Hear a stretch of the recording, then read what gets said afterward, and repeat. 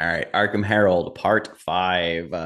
It's been a minute since we last played, so we're doing a bit of a recap here. The most pressing thing to talk about going in is that we rolled a miss on blowing this thing wide open last session for the Gemini, and the group decided instead of paying any prices, they would be rolling with the complication just because of the tactical benefits.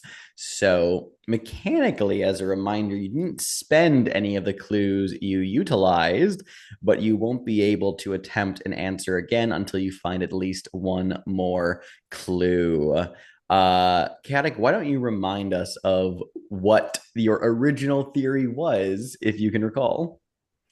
Oh, Not in yeah. full, not in the full context, just like the yeah. Yeah. Basically we were trying to like determine like who was like the Gemini and like how they chose their victims, and like we came to the conclusion that the Gemini was previously a victim of Dr. Cohen and Hall who kidnapped children. And so like the Gemini was just going after people who had some sort of traumatic like childhood or like suffered abuse and whatnot, which is why Hester was almost kidnapped, but didn't because like the Gemini realized like, oh yeah, Hester's kind of normal about this. Weird. Uh there's someone behind them. We're not really sure who's like Mhm. incentivized. Just like putting like towards these people, but because like that doesn't matter. What Yeah. matters is just the Gemini needs to stop. Yeah. Yeah. So the answer was wrong, and Mhm. things will happen. Uh, but because in this game, clues can be utilized beyond just the scenario they're being used for. So there's a whole discussion of the tactical applicability of this. So we'll see what happens. Hope it's worth it. Let's look at our individual reporters, though, with a quick overview of their conditions. Jessica Vanderbilt is behind schedule and out of your depth. Mary Jane Doe has a mythos condition in the form of shadowed, being stalked by a strange figure. And is also marked by Detective Rumlal because she had a confrontational interaction with that detective previously. Alphonse Neagley is still Roy Green's mentor, and Hester Valakas is, of course, famous. Aside from the Gemini, we did introduce a new story yet last time, which is Bad Dreams at St. Cuthbert's Heart, a series of mysterious comas that are either the response or either caused by a human culprit or something more supernatural. But we haven't even begun to poke into that. And we ended going into the rot phase. So, collectively, will we be staying on the case or will we be working the city desk tonight? I have to imagine we're staying on the case because I would like to, the yeah. everything. I will note that Alex currently has like a reaction on board, which may end up having one of my compatriots be kidnapped. So but it affects you, not us, so we're okay with it. I'm uh, kidding. Calm uh, down. Hester is not getting kidnapped. Someone else is getting kidnapped, so Hester could save them This because like the Gemini is fucking weird. Yeah, but that affects you, not us. We just have to sit there. this feels We like got canon kidnapped. That you have to save conversation. us. This feels We like a don't have thing to do Roy anything said to until you Hester. fail. Man, you legally have to tell us if I we're like up. your attitude on this one. I like We where your could, head's I, at. we could, yeah, yeah. I'm sorry, I'm in the Step mind of on it. Alphonse and Step on Neely. it, Hester. Mm-hmm. Mm-hmm. Mm-hmm. Indeed. It sounds like we're staying on the case then. Incredible. So, Jessica, what will you be attempting to do while you're staying on the case during this upcoming off the record phase? Meet with my most reliable source, my closest friend, the district attorney of Arkham, Autumn Roth, Oh, very in a good. secret, undisclosed location. Oh, that's spicy. Okay, that's what you want to do. What about Mary Jane? I feel like I had a plan last time. and I, in true Mary Jane fashion, I can't remember what the fuck it was, Mm-hmm. but I feel like we've totally sorted the Gemini.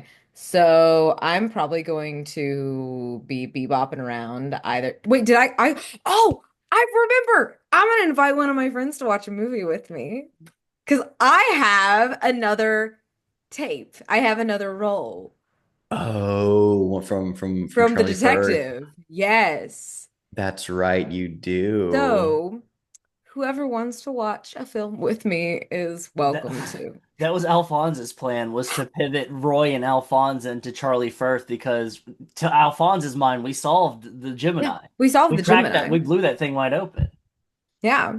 All right, do you and Alphonse want to watch?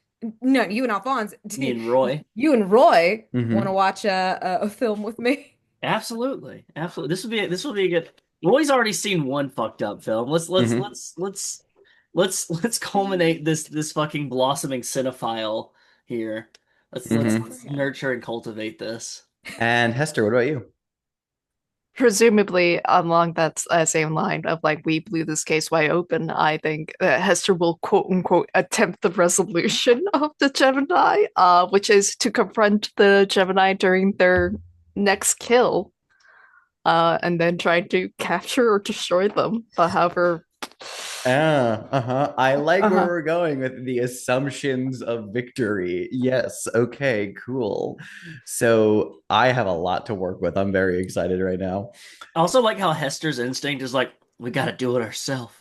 The cops aren't gonna do anything, and the rest of us are just like, okay, cool. We got a story. Let's fucking crack this up. We got a story. We're gonna run the story. Fucking Mhm. police is gonna take care of that shit. Uh, I Indeed. love it.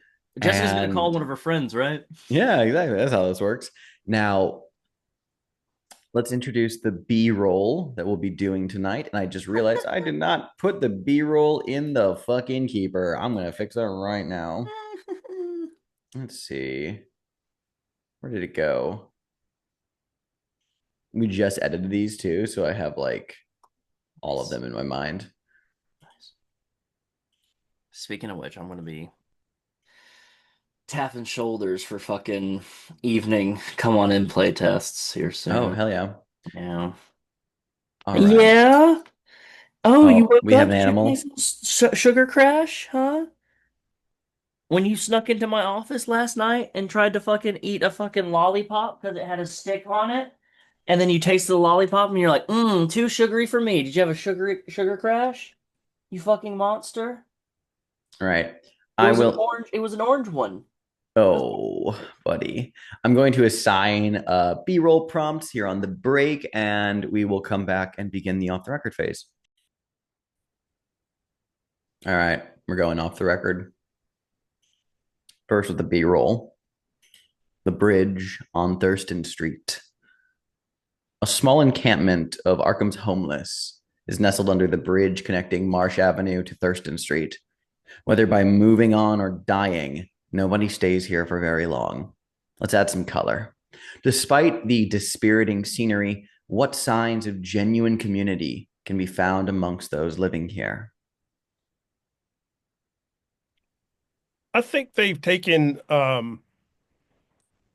like different types of receptacles and maybe even garbage cans and barrels and things like that, and they've turned it into an effective community garden where we can see things like tomatoes and peppers like flourishing. I think to bounce off of that, there is like a receptacle that is it's kind of shorter. It's a designated fire pit for the very cold nights of Arkham. And we see a few folks in front of a flickering fire, but we only see their faces lit by the flames, and they're telling stories. It almost feels like it's just a nice little evening.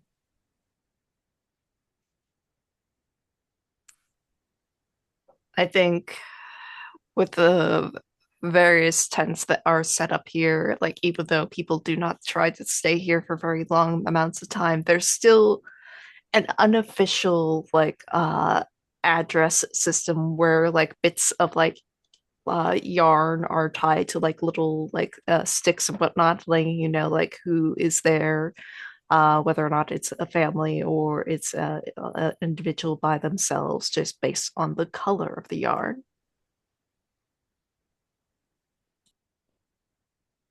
Off in the corner of the encampment, there's two like 20-year-olds that have run off together and they're trying to get comfortable. And she's nuzzled up next to him and he's playing on a ratty old guitar. I Wish You Would by Billy Boy Arnold.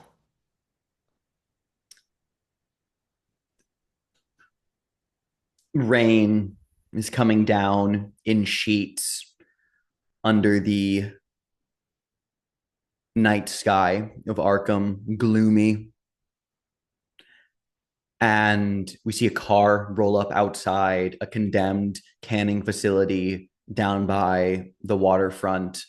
The headlights illuminating the brickwork, the signage, the boards, the caution tape, even a hazardous locale.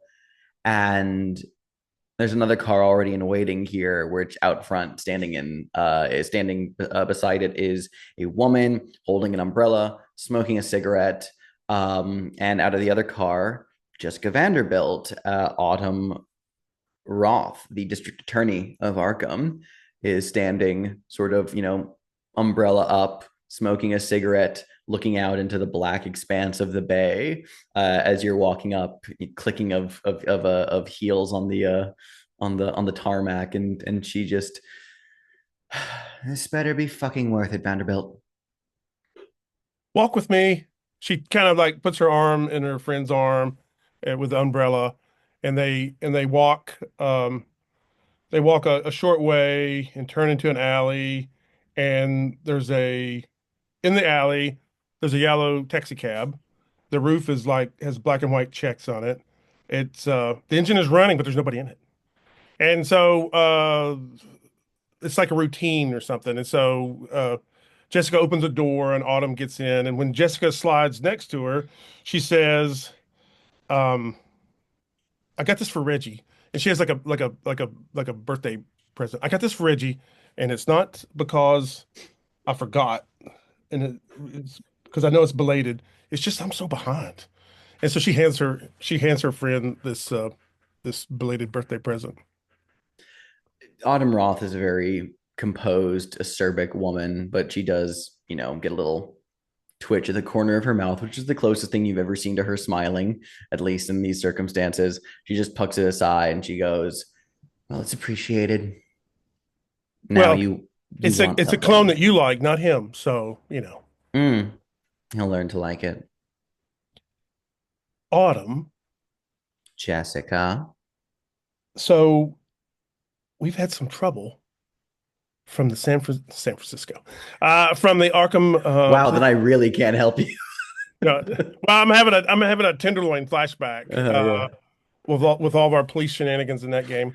Um, I'm having the at the Arkham Herald, we're having some issues with some of the detectives in regards to this very strange. It's a very strange story. Uh, it's it's about the Charlie Firth murder, or and and we've had some of our investigative reporters really really pressed pretty hard by the police detectives. Could you just pull them back for us?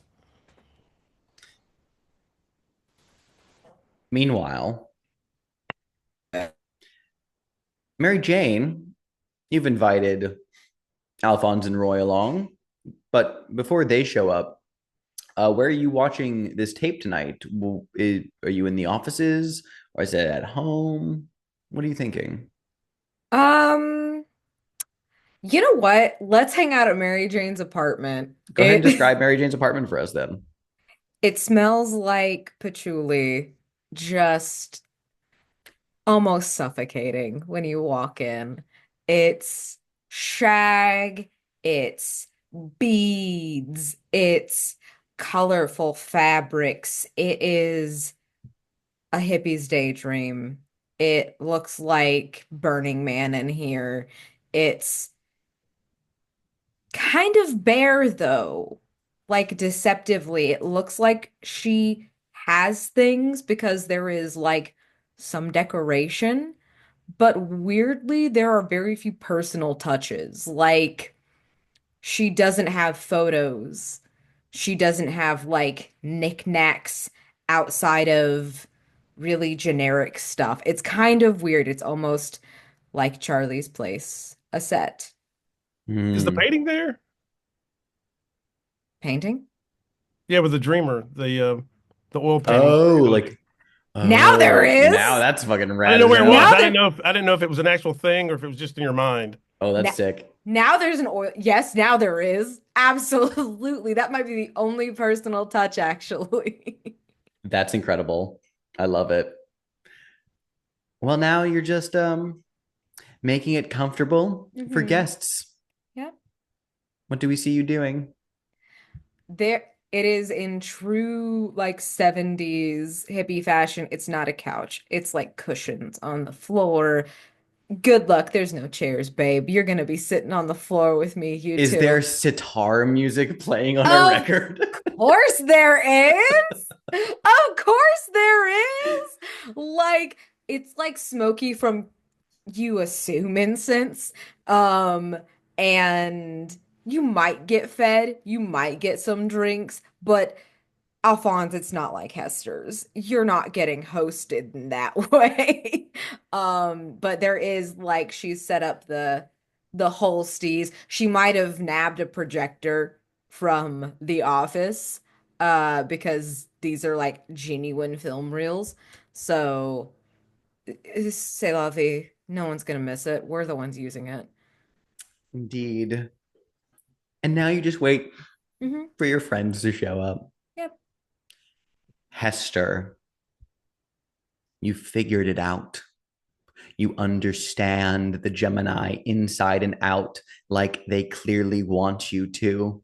And you know with utter certainty that the building you approach right now, some unremarkable structure in Arkham, is where they will be. And you can confront them tonight. What do we see on the approach? Where have you tracked the Gemini down to with your assumptions? I think even though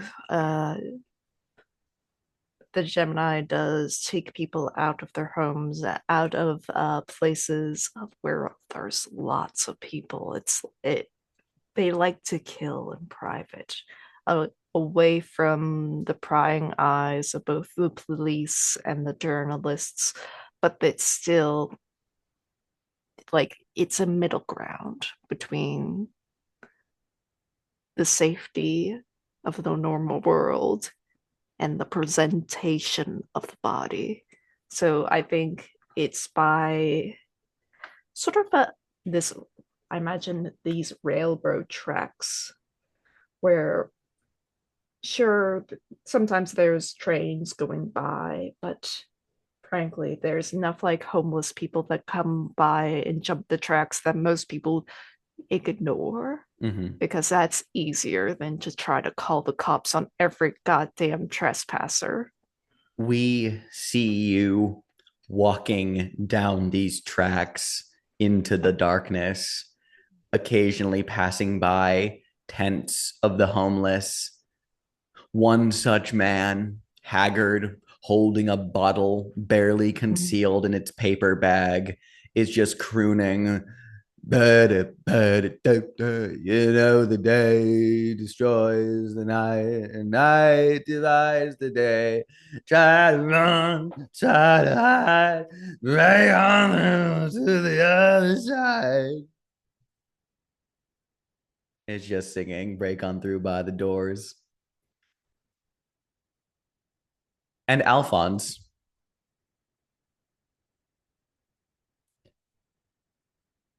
you don't remember getting high. So you coming to very blearily with a sense of sluggishness confuses you at first because you don't remember taking anything.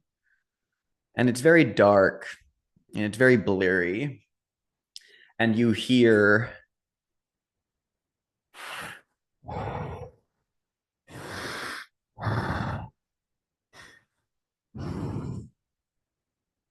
and as you come to, you realize you're stripped naked, tied down to a chair, cold, wet air brushing against your skin.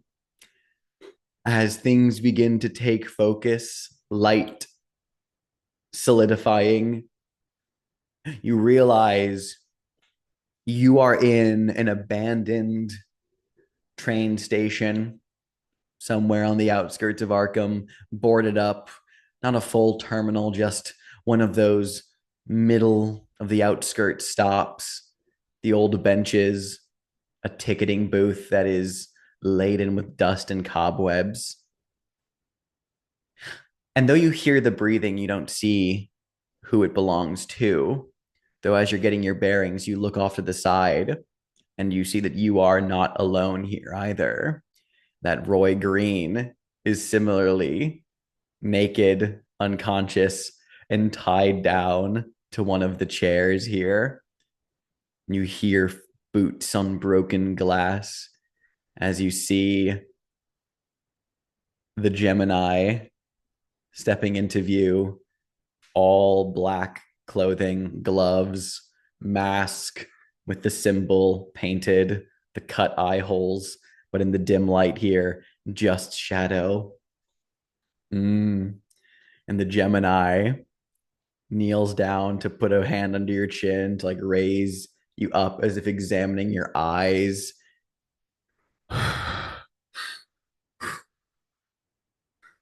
Yes, I think I think this one will work. I think this will work.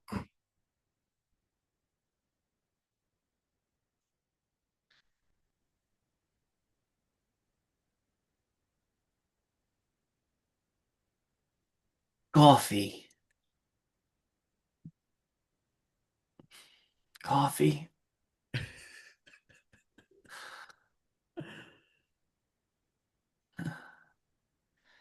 And the Gemini just lets your head slump back forward and you pass out slightly.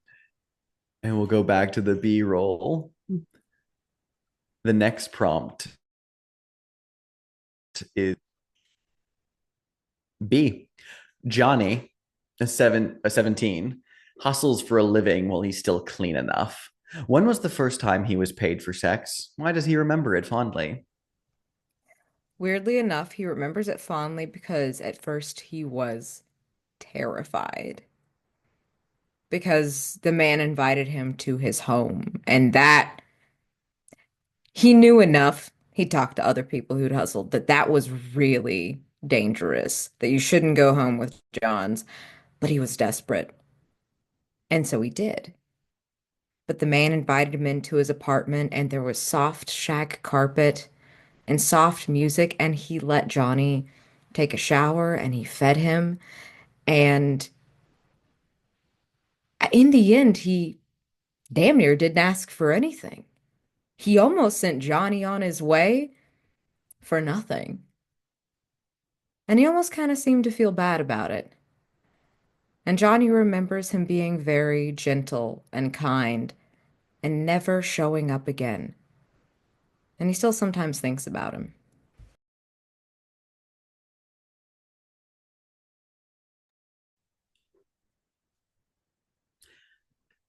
Alphonse, you come to once again to a sound that your brain isn't quite sure what to make of it. It sounds kind of squishy. It reminds you of cutting open a package of chicken breasts from the supermarket as the knife plunges in and you peel the paper away. As your sight returns, you hear and you can look over and see the Gemini is repeatedly plunging a knife into Roy Green's abdomen, kneel, just stooped over, gloves slick with blood. Roy coughs up, shivering and shuddering, barely able to make even a whimper, let alone a scream. And the Gemini looks over and sees that you've come to, and he holds up Roy Green's head in your direction. Well, it turns his face in your direction. And the Gemini says, Do you see? Do you see the keys? The keys are being collected. and he just smears blood over Roy's face and continues to stab him a few more times before taking the knife and going for the eyes. Hey, fucko. He doesn't fit your fucking narrative. The knife hovers by the eyeball, stopping, and the head, or rather, the Gemini slowly turns to look at you. And what do you know of what I must do? Do you assume that you understand? You do not understand. Hester came close, is close, but you do not understand. I will make you understand.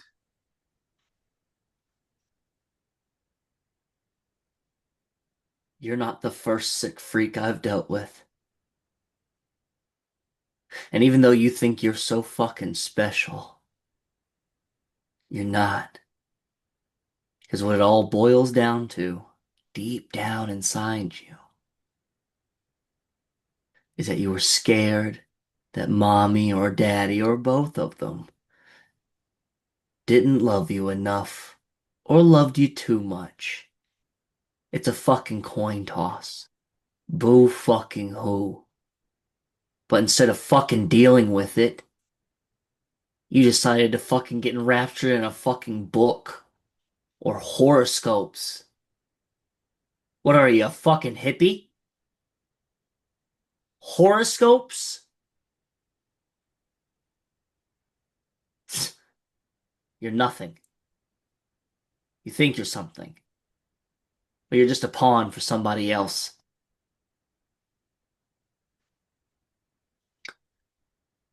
The Gemini walks over directly in front of you, standing stock still, stiff in the shoulders, letting you talk. Roy Green has slipped away into the unconsciousness before death. And the knife is still dripping with his blood as the Gemini, standing over you, leans down and says, I will show you true horror. and he takes the knife and on your bare chest begins to carve the Gemini symbol. You feel the pain, the blood spills on your chest.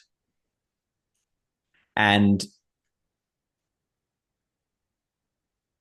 perhaps you're just delirious. Perhaps it is just a coincidence. But suddenly, every door in this old building is violently blown open by a sudden wind. Hester, you enter the train station. Mm-hmm. It's empty. We, the viewer, realize it's the wrong one. No. But there is something waiting for you here.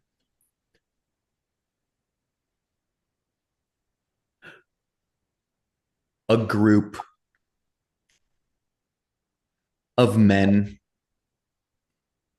with baseball bats, a couple of knives. They look like petty, small time thugs you'd find in this sort of neighborhood. One of them walks up swinging the bat and says, well, what we got here? Someone stepping where he's not supposed to be, eh? What are you doing here? I'm looking for someone. Someone you shouldn't be. Yeah, Yeah. someone I should be. Someone who wants me to see, to be Yeah, a well, witness. I don't know about that, but we certainly got paid a good amount from someone who doesn't want you to see. And apparently, whatever message they sent to one of your fucking associates was not received well. So we're going to give you a more definitive message on their behalf. And you can realize that they're beginning to surround you. The bat swinging in one hand, another holding a crude pipe. You see the glint of a few knives, maybe even a couple of guns tucked underneath their belts. Do you really want to deal with this? What's a twee bitch like you gonna do to us? I think I am going to go up to this leader, look him straight in the eyes before my hand just suddenly grabs him by the throat and I'm going to strangle him. This is incredible. I will say, if you do this, you are immediately going to get rushed by a bunch of dudes. Mhm. You know, and so the circumstances are certainly against you here. I'm going to give you the Yeah. condition outnumbered. Okay. Yeah, and you are risking your neck here. This will be with intensity, and you are also exerting yourself physically, so you must mark the inheritance track. Mhm. And what is a sign that shows how your impending doom is growing ever closer?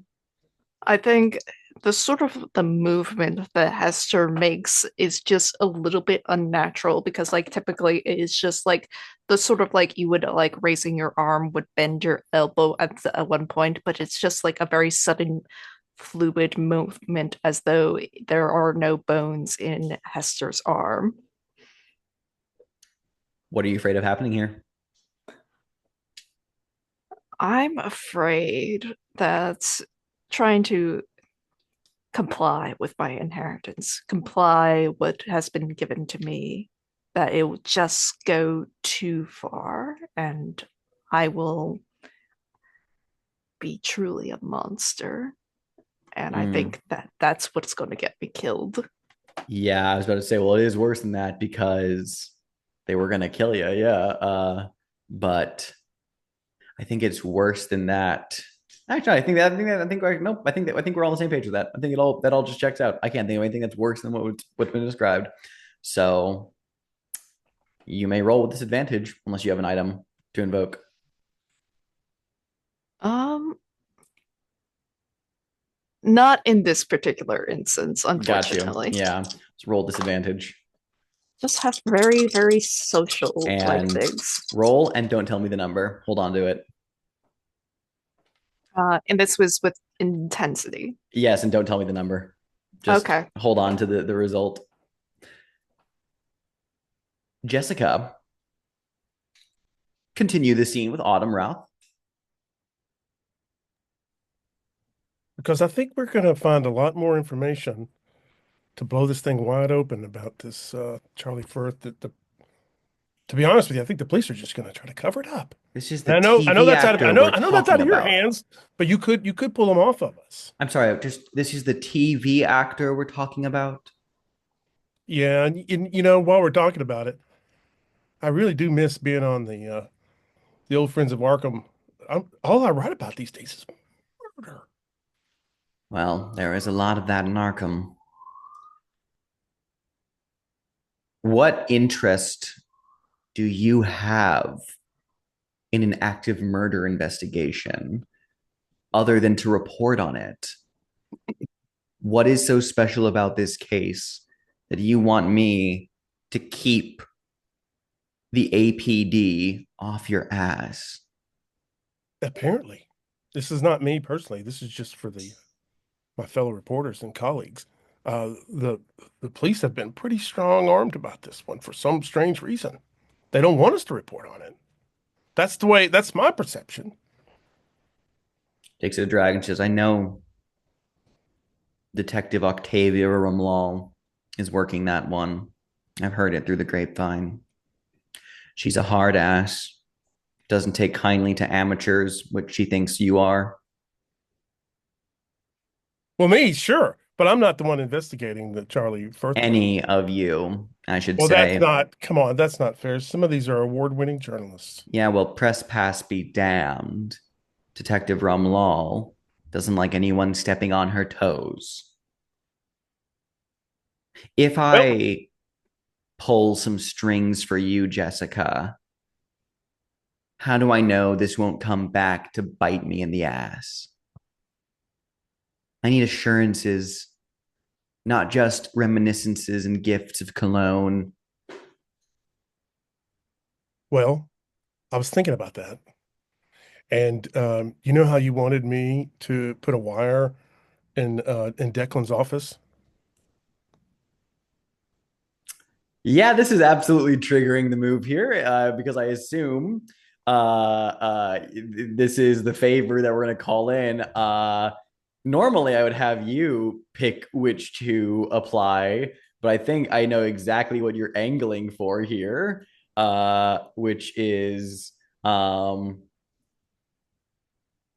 well, yeah, honestly, two of the, I mean, as long as Declan doesn't find out, it won't piss off another beat. But you're definitely in a risky situation. So I assume that it won't take too much time and it won't piss off another beat if you succeeded at it, because It won't he take won't too much know. time because she's already done it. Yeah.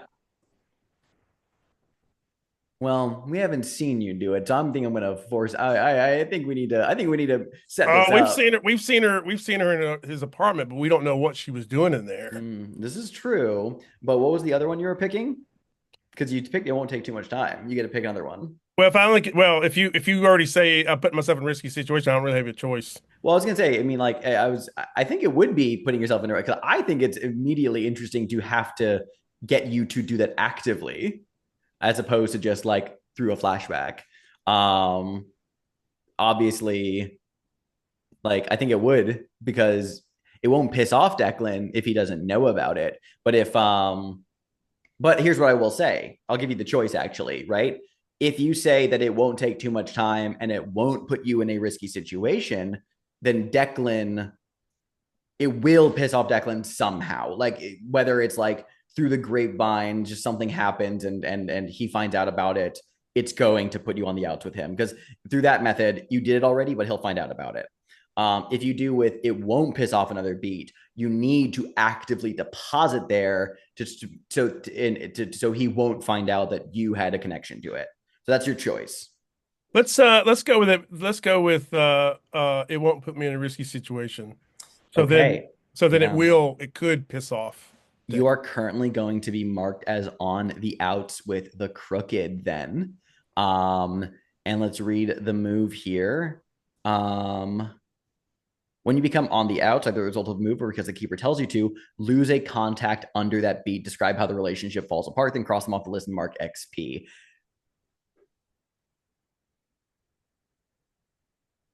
Seems like it has to be Declan. If you think it's Declan now, unless you can make an argument for someone else, but if you, yeah. No, the other one is the cop. Unless I kind of blame it on the cop. That's the only thing. I mean, he is a cop. Yeah, if I do that, if I blame it on the cop, then I can ditch Marty.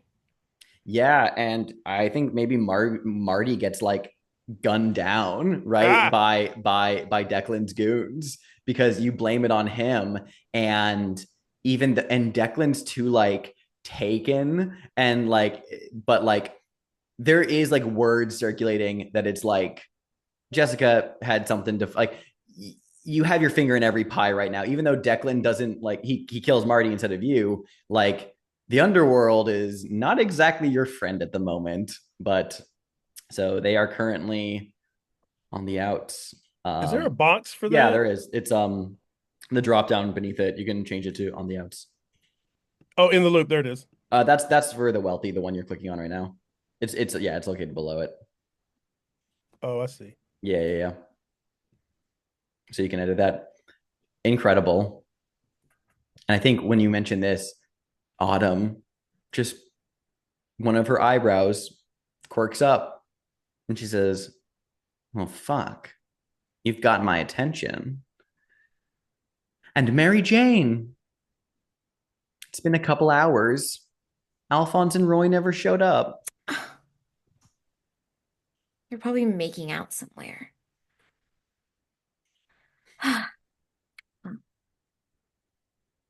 Guess I'll watch it by myself and I'll tell them how it went. Mm-hmm. They're going to be missing out. It's an investigation, Alphonse, not a bitch. Let's see. I'm just double checking something real quick. Yeah. So you load up the tape because you might as well watch it. And Well, as per the special move for this story, I need you to roll with nerve. You will have disadvantage from being shadowed. Astounding. All right. Oh, man. Okay. Oh, Christ alive. That's a 4. You will get a clue. I will confirm that as per the move. However, your mythos condition is going to worsen and something will happen. I'll give you the clue first. Which ones have already doled out?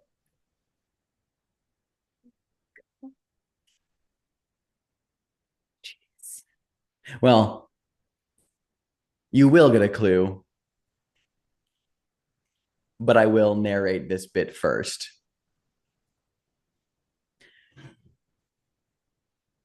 As the reel clicks into the projector and the beam of light illuminates upon the wall Charlie's depravity, and you watch it,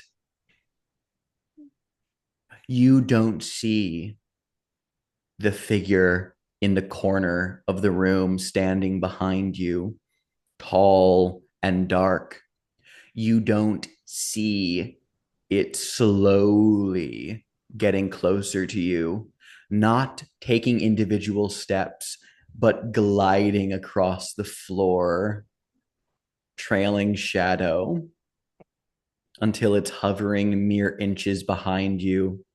The smooth, bald head of perfectly onyx black skin and eyes just tilt down towards you, a hand reaching down, hovering above your shoulder, delicately brushing the few strands of hair off to the side. You don't notice this, you don't feel this.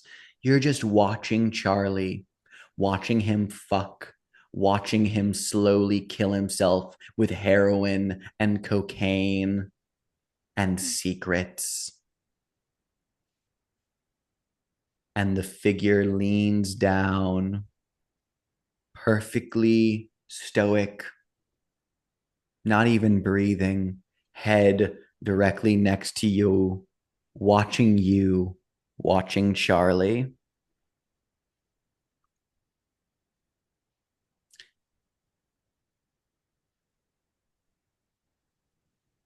And then finally, fingers hovering, squeezes your shoulder. You turn, there's no one there. And underneath your dress, You don't notice it yet, but you will. The slight bruise marks of a hand. I would like you to worsen shadowed to marked.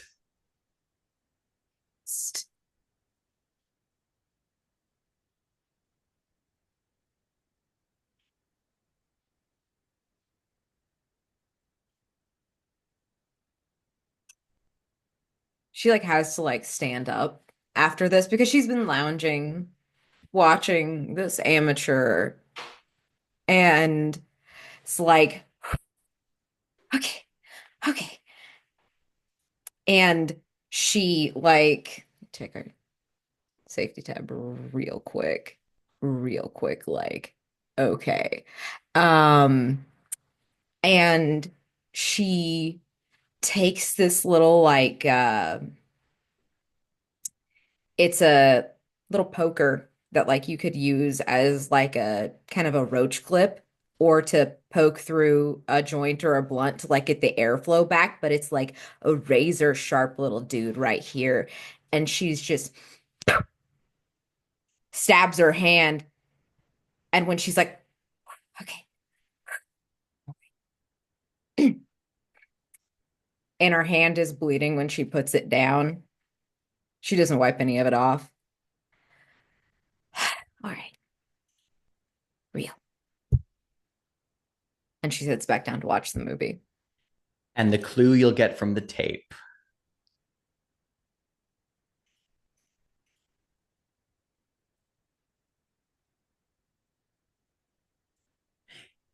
is that Charlie's victim, and I'll remind folks because it's been a minute. When I say victim, it's because he's filming them non-consensually. The acts are consensual, but the filming is not. His victim starts screaming and panicking midway through sex, causing Charlie to rush out of the room. The woman keeps screaming and thrashing as if she's trying to fight something off that the camera cannot pick up. And then click, click, click, click, the reel runs out, just leaving a patch of bright white against an otherwise shadowed wall. And let's go back to the B-roll.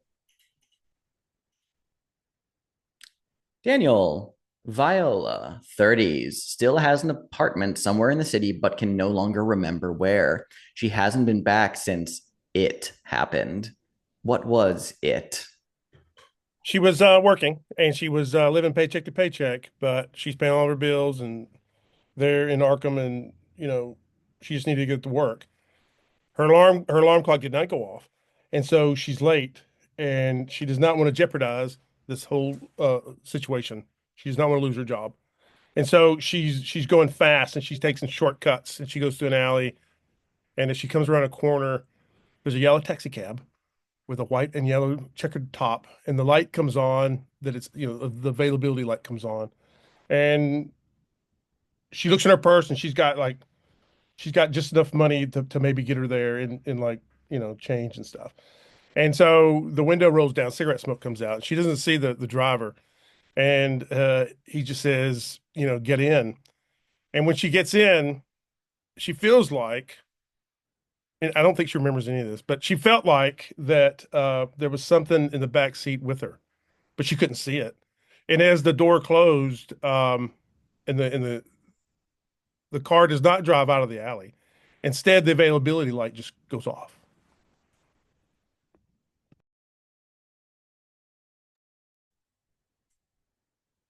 Hester, what did you get on your roll? With disadvantage, a 10. Describe what happens. I think this guy, so cocky, having baseball bats, being outnumbering Hester.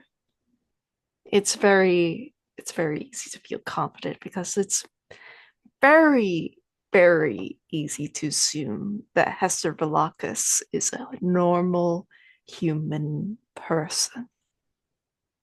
But really, He's not. This man is like dangling, choking, and Hester seemingly uncaring. There's a reason my family has lasted as long as we have in Arkham. We've been here since the beginning, and nothing in this city happens without our permission. We understand the importance of free will, but currently, I am investigating a case with the Gemini, and I really want to get to the bottom of it. So, how many of you are willing to die to keep me away?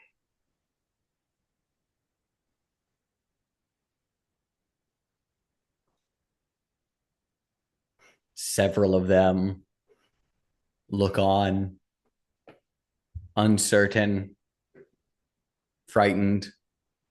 I think one man is like, nah, fuck this, and just like drops his weapon and just turns and runs. Others begin to back off. But the one you're holding by the throat, what do you do?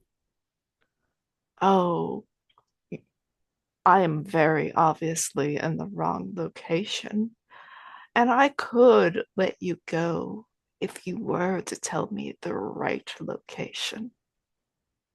Mm, go ahead and roll to investigate with your audacity. No disadvantage.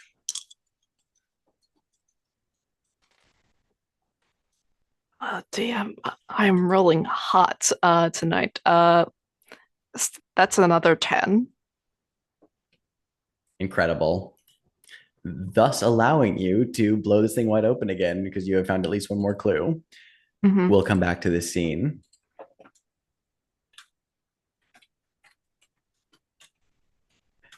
Jessica, after your meeting with Autumn Roth, went quite well. And she has made arrangements as per the move until the next yeah, you go ahead and read the move attached to the powerful for your playbook that you're invoking here.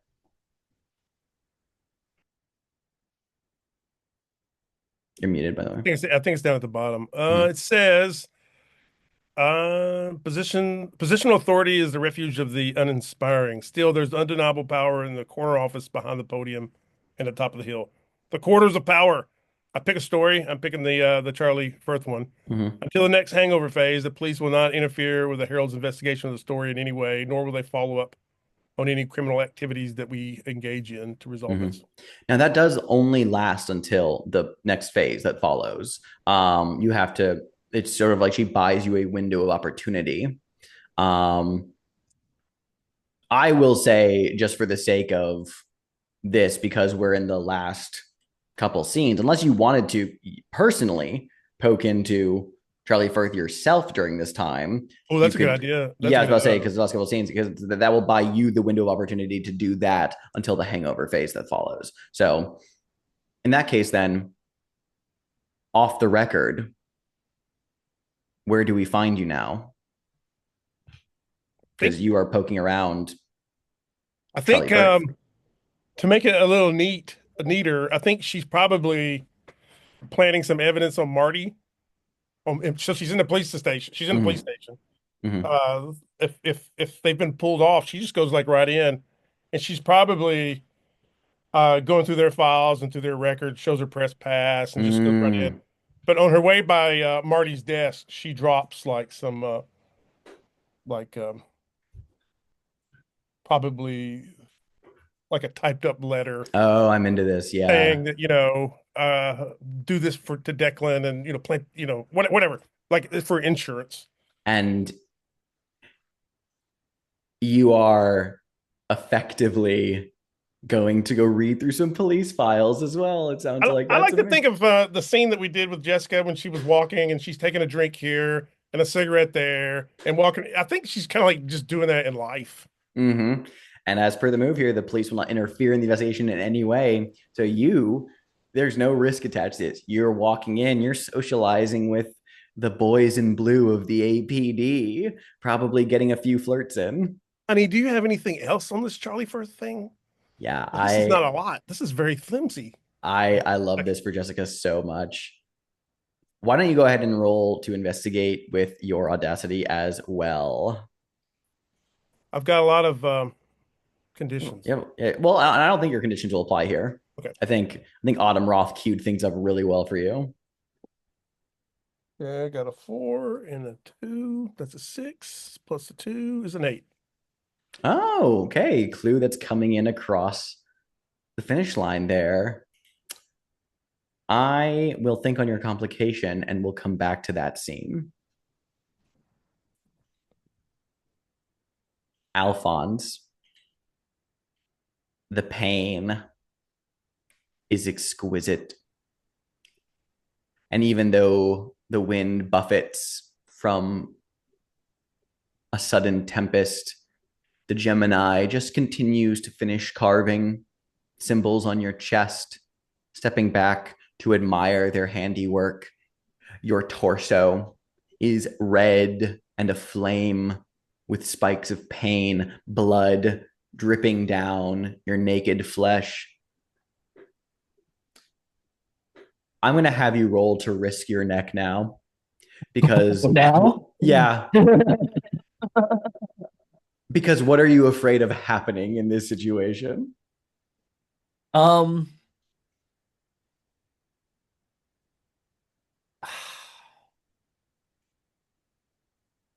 I'm truly afraid that I'm not going to be able to get out of here to keep Roy from dying.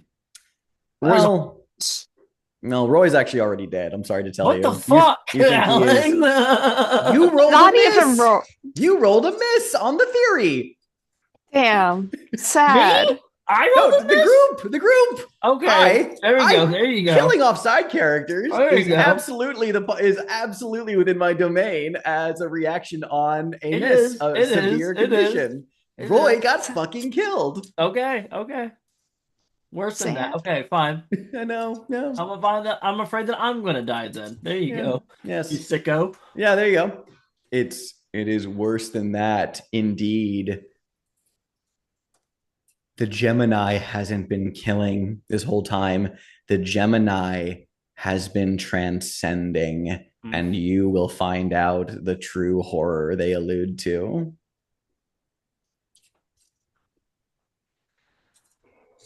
I'm in the chair, right? You're in the chair, and this will be a roll with Mythos. Okay. Can we say that my action, even though I'm rolling with Mythos, like the action, like the narrative action that's happening, is me like trying to pick my legs up to like move forward? Yes. To like bum. Okay. I'm just invoking the whole thing of like I'm choosing to make this a Mythos roll despite other circumstances. You have a lot of morgue files if you wanted to think about those. Yeah. Well, that's why I was like to kind of make sense of me talking shit about the guy and saying that like he's not shit, he doesn't impress me. I am going to go ahead and mark my morgue file, a hand of glory made from the remains of Earl the Gorilla Killer Nelson. I simply must know how this applies to the situation again. I will show you. Oh, where are you keeping that hand? Yeah. It does involve me breaking free from my bond. Yeah, okay, I'm listening. Yeah. Okay. I want to know kind of the setup here at least so I can understand why you're marking this. Yeah, no. Okay. Well, shit. Okay, now I gotta tip my hand a little bit. Well, yeah, because you need to justify this. You need to convince all right. me. So we see Alphonse try to stand and start charging forward. And then the reel stops. And then the camera pulls back and you hear shoes against hardwood floor. And then a spotlight opens up. And we see a hand of glory, a mummified hand from the 1920s. There's a plaque on it that says Earl, the gorilla killer Nelson. The hand is massive. Alphonse stands wearing a green suit again, the mascot. Earl Leonard Nelson was a serial killer. called the Gorilla Man, Gorilla Killer, or the Dark Strangler. His modus operandi was that he would attack landladies after moving into their apartments for rent, carrying a Bible with him saying that he was a traveling preacher. In the night, he would strangle them in their sleep because they reminded him of his Christian mother. He found terror in these women. He was insane. I have here next to it his Bible. The passage marked is the passage that she was obsessed with on the day of his death. My son, give me thine heart, and let thine eyes observe my ways, for a whore is a deep ditch, and a strange woman is a narrow pit. She also lieth in wait as for a prey, and increaseth the transgressors among men. Earl Nelson's final words were, I forgive those who have wronged me, when he is executed in Manitoba by hanging at 7:30 a.m. Earl Nelson killed a woman a week during his height of his killing spree, and that accelerated to 3 times a week. Earl the Gorilla Killer Nelson was a real, bona fide serial killer, not unlike any paltry copycats or those that put up cheap rookie numbers. And then the spotlight goes out. I'm just tying it into like me goading him and everything like that. Oh, I love it. That's great. That's Yeah. fucking yeah, totally. You've convinced me. Yep. Perfect. Roll with advantage. Thank you. I'm doing this for Roy. Mhm. I'm doing this for Roy. Jesus Christ. I got a +0 though, so it's just straight up. Okay, that's a 8. 4 + 4, 8. 8. Very good. I will tell you what happens in your next scene. But for now, you may change Roy Green's mentor to the death of Roy Green. Mary Jane, much later, perhaps over nights that follow, you've begun to have strange dreams. As you do. You already wandered in dreams and had your whole familiarity there. Mhm. But as of late, even they have taken an odd turn. At one point, you remember, rather not remember, I should say. Some of these dreams don't feel like dreams at all, but they feel like witnessing things that have happened before. Mhm. The year is 1907, November. You are amidst dense swamplands, mangrove trees lit by the moon, insects and marsh animals singing into the distance, and a group of men, all garbed in old-fashioned cop uniforms, trudge through the waters, weapons in hand, keeping low, approaching a bonfire in the midst of the wild swamplands. And then suddenly you're amidst the people surrounding that fire as one of them, orgiastic and murderous, dancing and chanting around their flaming shrine with a curious sculpture at its center of green soapstone. And then the police come storming in, your fellows dancing around the fire, grab makeshift weapons and attack. Some flee into the swamplands. And these cops shoot and try to arrest. But there is chaos, and at the center of it all, that sculpture, octopoid and human at the same time, watches from its perch. And then suddenly another night. You are by a fire once again, but this time different, this time centuries ago. women dancing freely around the fire, naked, flesh glistening with sweat and blood and revelry. You are among them, Mary Jane. My shit. And you turn around at one point and see eyes like distant stars reflecting from the darkness, a tall, shadowed figure. The one you saw in Charlie's apartment or thought you saw stands there and is pointing at you. And as you come closer, from the voluminous black robes pulls a dark book and holds it open to you. Names fill the pages and offers you a needle to prick your finger and sign your name if you so desire. It is just a dream, isn't it? But I know dreams. They're sometimes more real than reality.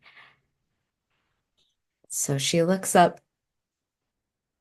and she takes the needle and she goes, What's your name? The dark man says nothing. He merely looks at you and points to the page. Can I see his hands? Like, Yeah. are they visible? Yeah, they're human hands. Okay. Yeah.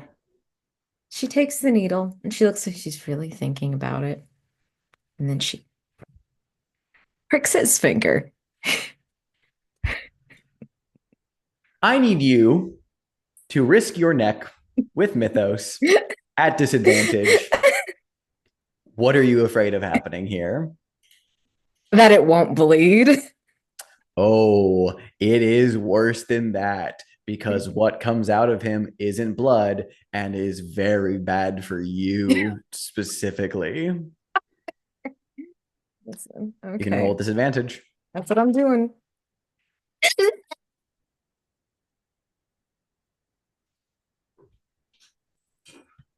I'd be marking a mask, folks. Well, let me narrate this scene first. Yeah, give it. You prick the finger and it bursts with black smoke, greasy and smelling of sulfur that erupts out into a column. The man drops the book to the ground with a hefty thump, and the stoic expression flashes with unveiled anger, and the hand lashes out to grab you by the throat and hoist you up into the air, leering at you, head tilting. You watch as the appendage begins to twitch and spasm as the smoke begins to unleash from it, pouring into your nostrils, making your eyes water, choking you. And for a moment, you see that this visage before you is only a mask, one of millions, flickering horror beneath the surface as this herald of doom holds you aloft even higher, and you behold true horror. And in your bed at home, we see you seizing, spasming, foaming at the mouth. And then you go still, your heart having finally, mercifully stopped.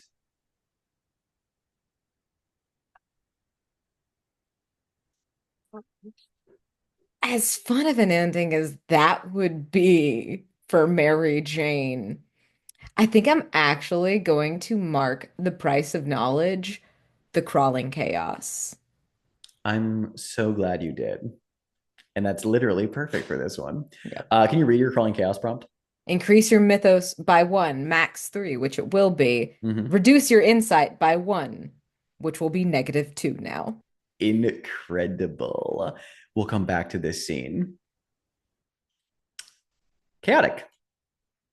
Last prompt on the B-roll. Marjorie or Old Madge. Age indeterminable.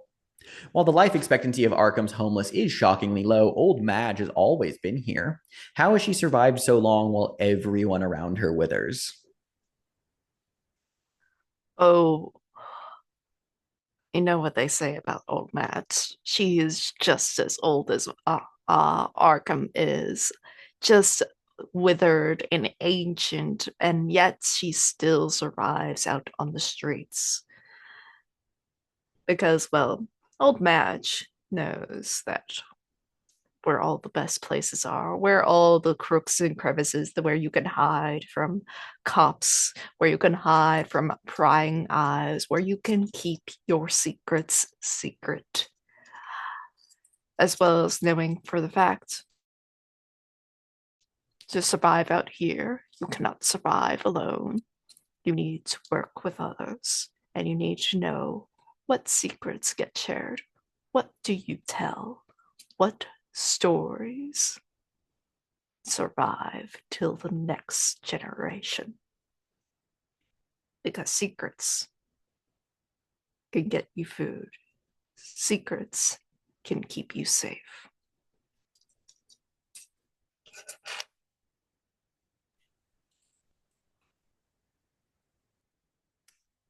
Jessica, you rolled an 8. You will get a clue from poking around the police files. Let me take a look at what I have here.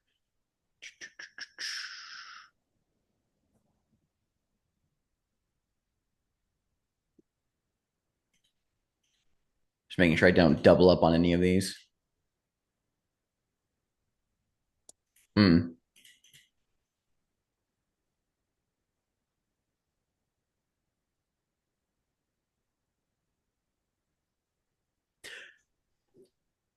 The police claimed some substances from Charlie's apartment.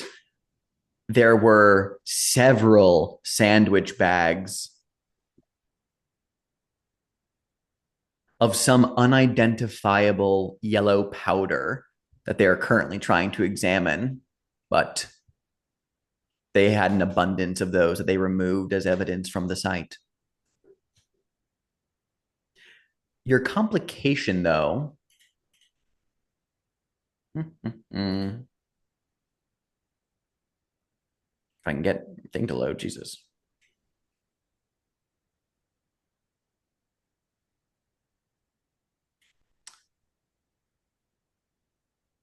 Will be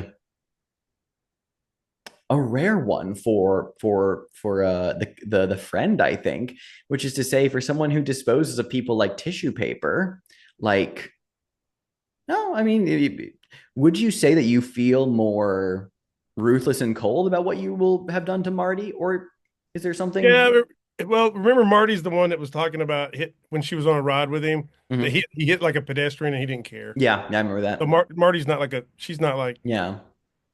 I have had so many fun times that I'm gonna miss now without having Marty. I don't.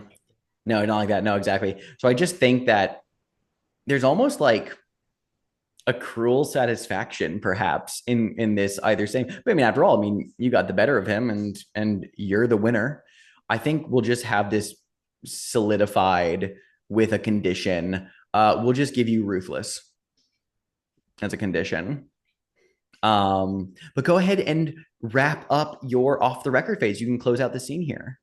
I think I'm gonna mark a mask. I'm Okay. gonna mark a price instead because I just have too many conditions. Oh, you know, that's fair. What price will you pay?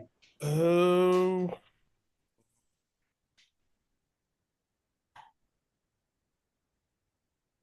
that one seems. I'll do the next one. Narrative flashback showing the article that I first wrote for the old friend of Arkham. Who was it about, and what did it cost someone that wasn't you? Do you want to narrate that right now? No, I think it's the first time I've read it. Oh, no worries. Sure. Well, then just, yeah, then go ahead and just you can wrap up your off the record phase. Do you think she would? Do you think she would be able to take some of that yellow powder? I think so. It wouldn't be like a morgue file item, but like no, like you can Right. take Just some. just Yeah. because I think she already has some silvery Yeah. powder. She's collecting like all these powders.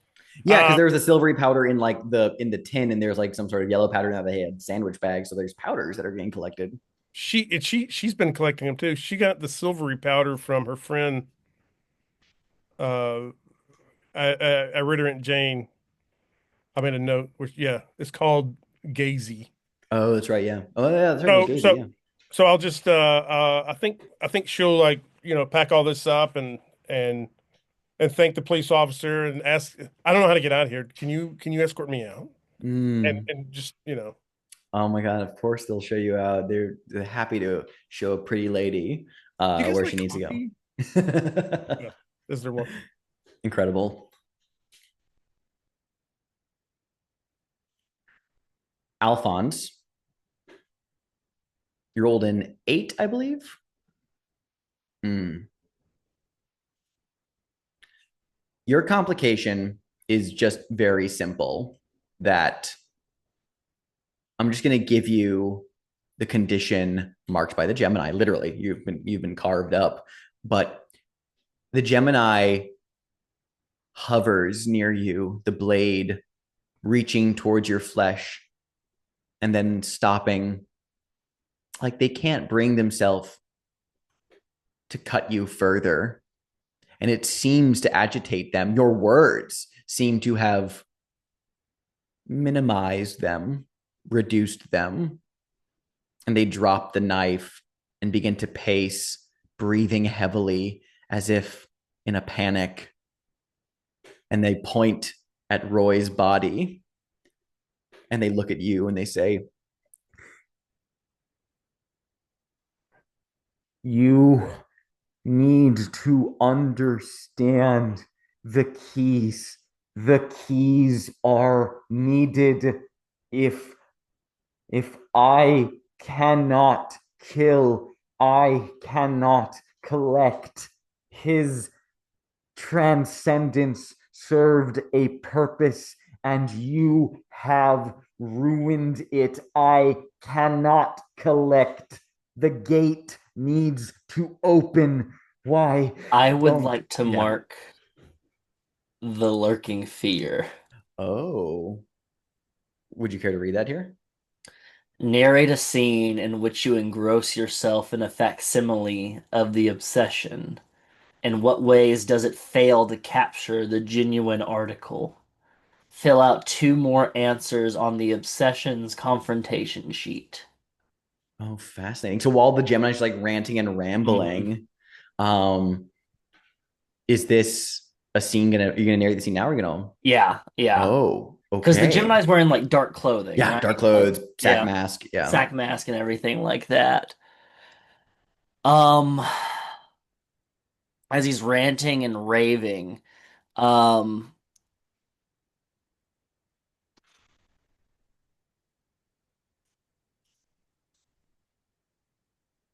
Alphonse is just gonna start having like a just like a slow, low rumble deep inside of his chest that like starts building into a slight wail that just like turns into just like a it's just shaking Alphonse tied to the chair and is just starts looking up and down at the Gemini killer and just starts wailing and just going, "Ah, ah, ah, ah, ah, oh, Tia Hirvo! Oh, Tia Hirvo non te muli! Ah! The empty monster has shown me what I should fill myself with, and it is not you. You are false. You are not true. You are a false image of him. Get out! And then he's just gonna launch himself forward in the chair and just like collide into the Gemini killer and like try to scramble around and like break the chair maybe that I'm in. Ooh, And just yeah. wailing and wailing and wailing and like trying to bite him and like just trying to scrapple, just like start trying. Yeah. I'm not trying to kill him right Oh, I now, know. Yeah. but it's just like like a fucking child that has had a toy broken and is just fucking slapping him and scratching him and biting him like it is just like a 5-year-old and you've just ripped apart my fucking birthday toy in front of me. Eventually, the Gemini will manage to get away from you and just takes off with wild abandon into the dark, leaving you writhing and screaming on the floor, spittle and blood flying from your lips, all while Roy Green's slowly chilling corpse looks at you blankly. Hester, you got a clue from this poor man. And after I give you the clue, I'll let you narrate the rest of the scene to its conclusion. Let me take a look here.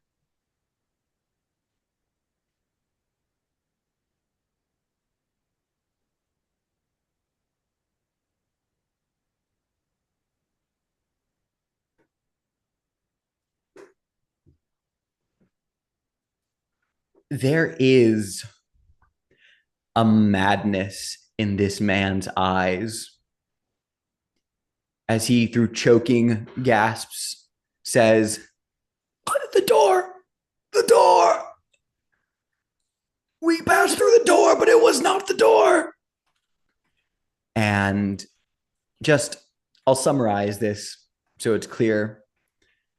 He begins to ramble madly about how he has walked through doors that lead to locales miles away, rambling as if it was in the context of what you're discussing, as if to suggest that he was hired and then walked through some strange door. It makes very little sense to you, but the rambling about it is the clue yourself as you're choking him out. Go ahead and conclude the scene. I think Hester seeing like this man sort of struggle for his life just sort of grins at him, taking a sort of perverse pleasure from it because like he could kill him, but it's just loose enough that there is a gasping, pleading, begging. And I think like the man is on the verge of just passing out in Hester's grasp before he finally lets go. And just like, run along now and hope that you will not cross my path again.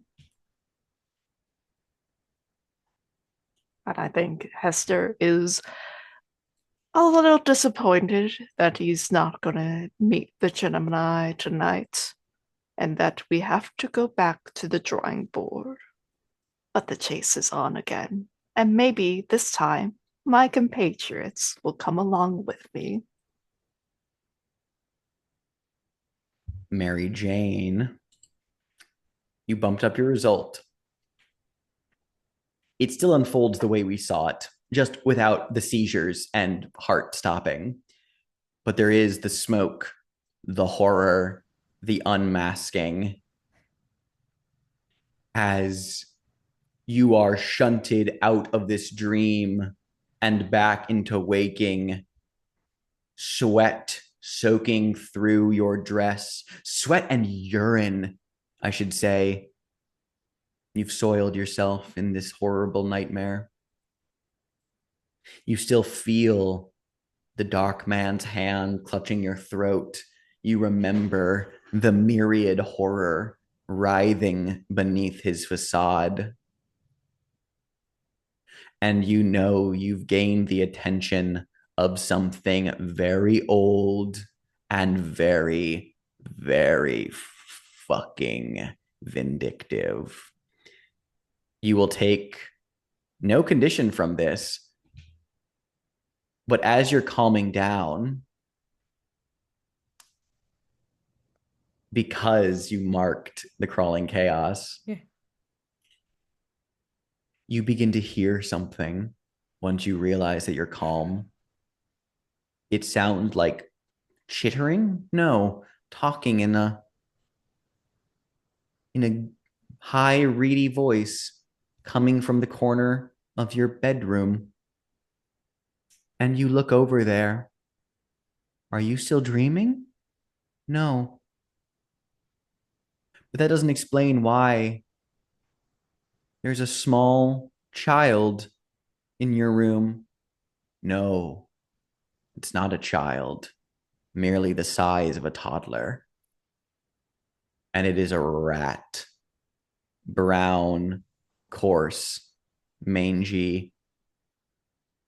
But it turns and looks at you with the face of a monstrously ugly old man, long yellowish white fangs peeking from his lips, bloated with tumors that push his features out in weird directions.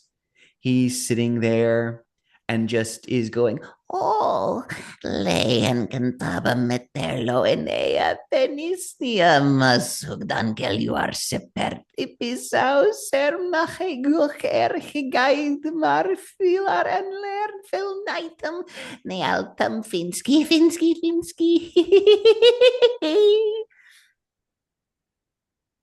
and all of this whispered, giggling nonsense strikes you. And when you blink, this figure is gone, but you will take on a new mythos condition from this musophobia. Thank you for spelling that. And that will conclude our off the record phase. Fuck! Let's go to the hangover. And let's look at our hangover questions, and then we'll jump to stars and wishes. Jessica, did you experience any deja vu? The cab. Yes, very good. Mm, Did you meet someone in a secret location under cover of darkness? Yes, you did. And you charmed someone with sparkling wit? Yes, you did. Did I? Yeah, I'd say you charmed the cops, and you also charmed. You're also very charming to Jessica. I would say so. You made the whole thing about being like, you help a lady out to the door, like, oh, you guys drink coffee? Yeah, I thought it was a great scene. So take 3. That's an advancement for you. Mary Jane, did you experience deja vu? yes, I tried to with Jimmy's apartment, the guy's apartment and Mary Jane's apartment with the shag carpet and what have you. Yes. Did you deliver a distracted poetic speech? I don't think I got to deliver a speech this time. No. Did you go to extremes to establish something was real? Yes, you did. Alphon, did you experience deja vu? Yeah, with the two couple all cozied up together at the edge of the camp, but me and the Gemini killer fucking writhing and scratching on top of each other, almost like two young lovers in heat. That's crazy. That's fucking wild. I love it. Did you use your collection to help break a story? Well, yes, technically. I mean, Yeah. you didn't break the story, but you did come up. Yeah. Yep. Um, Did I make an advisable bargain? Yes, technically, by trying to see if I invoked, if I saw a form of the obsession, but it is not, and it has gotten me closer to my obsession. that's an advancement for you. Hester, did you experience deja vu? Yes, because Hester went on about like how his family is older than Arkham, and I made the comparison that the old Maz is older than Arkham. Yeah, that's fair. Did you act in accordance with the inheritance because it was easier? Yes. Yes, you did. Yes. And did you chase pleasure as a distraction from your impending doom? This may be a bit of a stretch, but I did choke out that guy longer than necessary. No, I don't think that counts. Yeah, that's a stretch. Yeah. It's absolutely not. Yeah, that's no. That's Yeah. 2 though for you. It's very good. Incredible. All right, let's just take a quick little break here so I can just top off on my water, and then we'll just do stars and wishes. Mhm. All right. A bit of a later start, so a shorter session, but that's all right. Very dramatic. Let's go to stars and wishes, everyone. Who would ever like to go first, please? I want to go first because I'm going to tell you what I'm going to do with my my advancement. Please do. I'm picking up Declan O'Donnell as my reliable source, which Oh, is as a new reliable a source. Fuck yeah. strategic move Yeah. because I can still talk with him even though I'm on the outs with that beat. Okay. Hmm. So Wes, well, actually, a star for that B-roll. That whole community encampment was really good with everybody. But Wes, blowing my jeans wide open. Star for that. Star for I'm doing this for Roy. Star for you're not so special. That whole fucking with a serial killer by fucking with their you know their their egos and you know. That was awesome. Big star there. Chaotic, big star for playing Hester like they think. Well, we've got this Gemini killer in the bag. And then just a star for you as a player for the no when you found out you were in the wrong station. And I'll star for Hester's no bone arm whip movement thing. That was good. That was really creepy. Alex, oh, the Drunken Doors. Yeah, Jim Morrison. The squishy chicken flesh, that was good. That was the classic Alex. Make it uncomfortable. Um, Brown Jenkins is in play. Star for that. Oh, And good. yeah, Yes, you know who that is. Okay, cool. Yeah. Brown Jenkins. And then a star for Gemini. I mean, just the whole thing with him and Alphonse was awesome. So star for both of you guys there, Wes and Alex and Binar. I like you playing up Mary Jane's hippie pad and then bringing it into the shag carpet. I saw that, and you're being coy. What's your name with that entity? And just going for broke. Star for prick me. How about I prick you? That was great. And so my my wishes is like how does Mary Jane keep her day job? Like how does Mary Jane recover from two mythos conditions and her and insight of -2? I don't know. And so that's why I was talking about HR.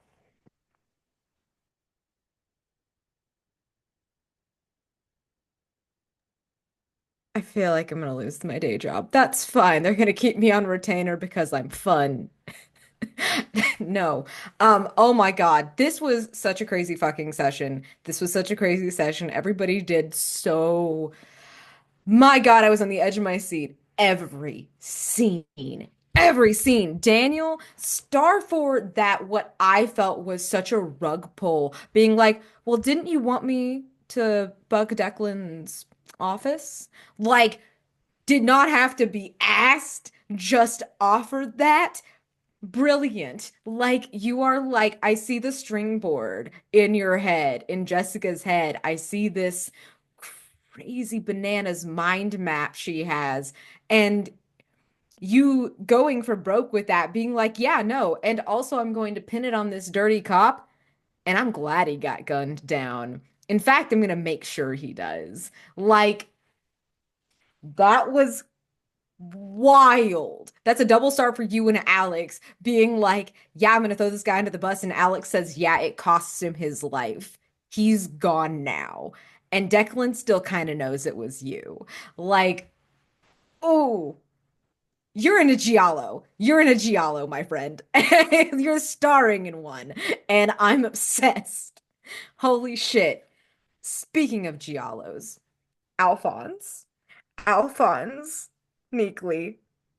My beloved. That was so good.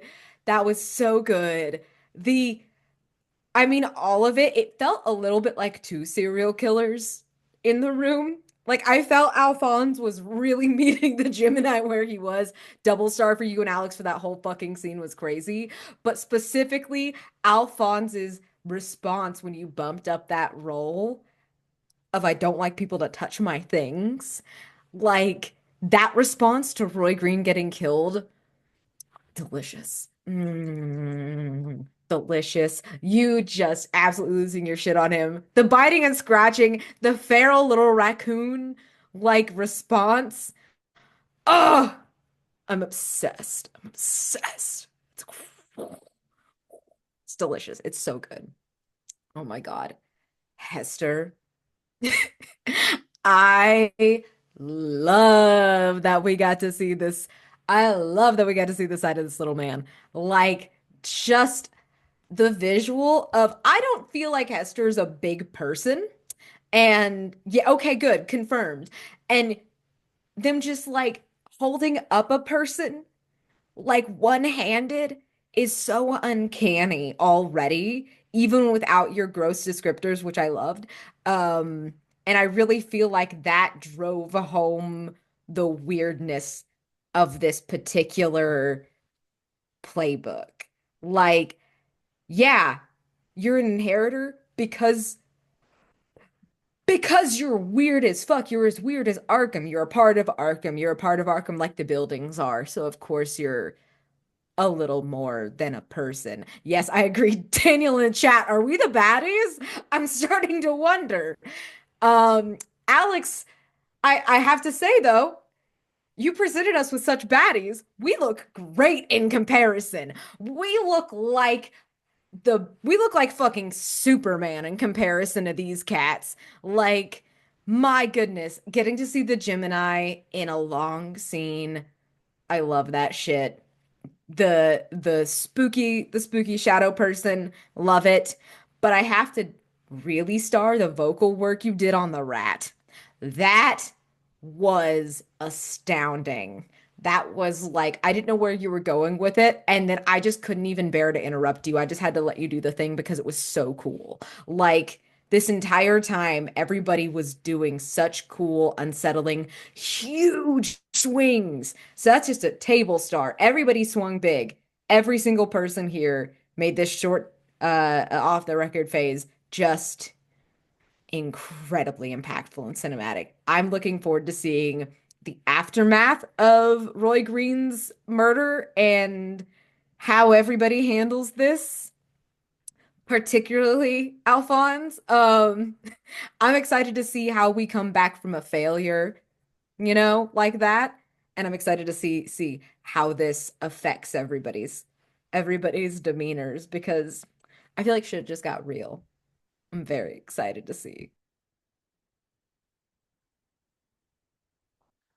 Uh, yeah, star to Alex for some truly high stakes that really like gave me a nudge of like pushing forward more stuff on the obsession sheet and everything.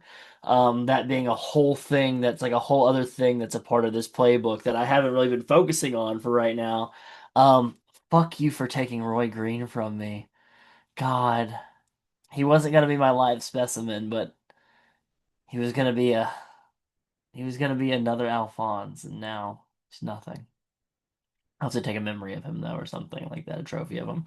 Um, yeah, no, fantastic B-roll prompts and everything, sufficiently creepy, but also just like, God, Daniel, that your B-roll prompt was just so unsettling.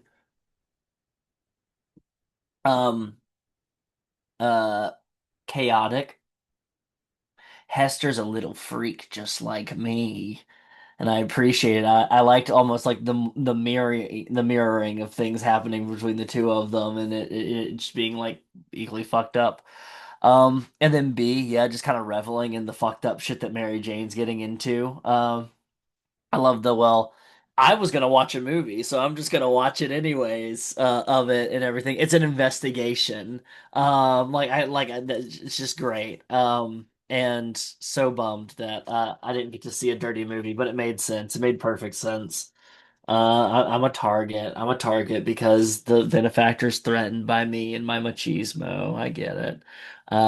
But no, it's great. Now I have to fill out these questions for this obsession sheet, and I don't know. I'm gonna be throwing Alex a big one.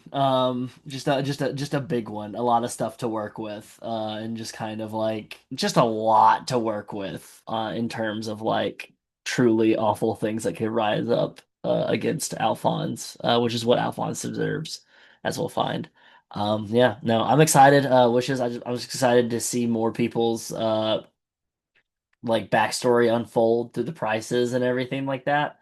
I'm here for that. So yeah, more of that, please. And yeah, feeling great. Thank you. Bye. Yeah, definitely have to give a star for like echoing like everyone just like really big swings of just like, oh yeah. Anyways, Jessica just like manipulating everyone into the places where she wants them to be and just being like, if people die, people die. Honestly, served it. Fair enough. Just like as the thing that got said in chat, no tears for Marty, the cricket cop that got no screen time. Yeah, no, we do not care about Marty, but Roy Green, boy, Roy. I was hoping I could save him, that I could save that poor little guy, that little freak. Um, and I was like thinking about plans that I could have done, but no, we're not gonna get too weird with Hester yet, unfortunately. Um, a star for Alpha and Neagley of just losing his freaking mind. Honestly, like with the way that like he behaved, I honestly think he should have probably gained more conditions. I'm not gonna lie. Just for shits and giggles. I marked Mary the J. price. I'm spending resources. Stop thinking on me. No, it's okay. It's great. Uh, yeah, he lost his favorite toy. Uh, Also, Mary J. Two Mythos conditions. God, we gotta figure out how to clear those. Which is we need to resolve. We really, really need to Or resolve the ignore the truth. Gemini. Or do the ignore the truth move. Is like one of them cannot be cleared by ignoring the truth, though. All Mythos conditions can be cleared by ignoring the truth. Really? I thought it was like one of them had like a special rule. Oh, well, no, shadowed. You can let me actually double check shadow. It might be shadowed. Mhm. It might be a special. That one might be a special Mythos condition, but musophobia you should be able to clear as normal. Okay. I'm double checking that right now, but yeah. Yeah. Yeah. Actually, I mean, honestly, I might change that because, frankly, because now that we've altered how Mythos conditions work, or rather that we've altered how ignore the truth works, I actually might strike that you can just clear it as the normal way, right? So I'm gonna because that would be more interesting. So I'll just so you can clear it normally. Ooh, tasty then. God. Alex. This was a pretty harsh off the record phase. Which is just like, man, this is sometimes how I behave as a keeper in some of my games, and I'm just like, oh, you know, like when to get particularly nasty, and it's just like, why you do that? Why you take Roy Green? Because My you rolled boy a Roy. fucking miss. My boy Roy. Someone had to die. Damn. I'm really just looking to seeing like the conversations about like all of this of just like, oh yeah, Alphonse got kidnapped by a serial killer and like has like a bunch of scars on his chest.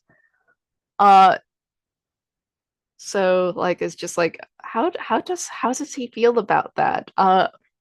Also everybody else of just like, we're doing our own things. We'll let the cops handle the Gemini. God, that's also needs to be talked about. Of just like Hester was on the case. Hester was trying his best. And it just wasn't good enough. So sad. Uh Wish. I am looking forward to gaining more XP so I could get my other moves. Because I'm really thinking about just taking the outsider next, which is gonna be a fun time.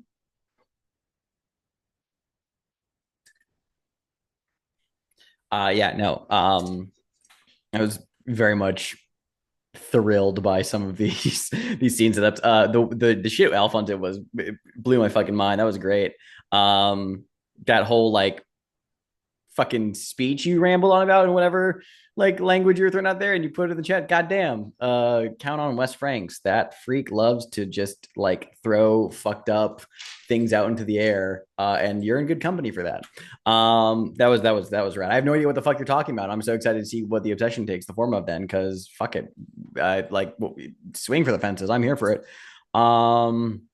Similarly loved the brazenness of Mary Jane today. This was great. And man, I am having like, I'll save this for like another conversation. I'm having like thoughts about the friend as a playbook, and I'm like, I feel like there are that things of it I want to change.